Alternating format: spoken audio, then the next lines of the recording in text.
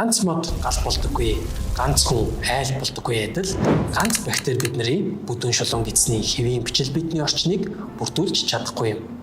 Бидний бүдүүн шулуун гидсний хэвийн бичил битний ертөнцийн яг л ой модтой адилхан юм. Ой модонд маш олон төрлийн ургамал мод нийлээд ойг бүрдүүлэхтэй адил бидний эзэн байх бактериуд хоорондоо уялдаатай, эвтэй, нэг нэгэндээ дэм болон оршиж байдаг. Энэхүү ой модоо бид нар эрүүл байхын тулд эслэгээр баялаг хоол хүнсийг өдөр тутамдаа хэрэглэж байх шаардлагатай.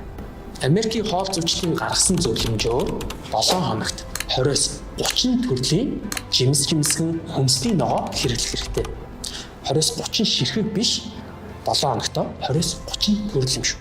Жишээлбэл хэдүүлээ миний эзэн 7 хоногийн хүнсний ногоо жимсгнийг тоолж үзье. Цөв эзэн дуун хүмс байцаа байсан. За нэмээд алим, банан, нэрс, юуцай, бууцай, салаадны навч, сонгон, сармис, тарвас, банан хэлчлөө. Брокколи байсан хэр чинь одоо нийлээ хэд вэ? 13 болж байна. Тэгэхээр би ядаж дахиад нэмээд 7 өөр төрлийн ногоо жимсийг нэмэлтээр авах юм бол миний бичил биетнүүд баярлан гэсэн үг юм. Мөн нэмэлтээр пробиотик ууж хэрэглэх нь ой модондоо шинээр мод суулгаж байгаатай адилхан юм шүү. Тэрбум мод гэдэг шиг бүдүүн гидсэндээ 10 тэрбумаар нь хэвийн бичил биетэн суулгамаар байвал GAT Pro 10 нэмхийг хэрэглээд үзээрэй.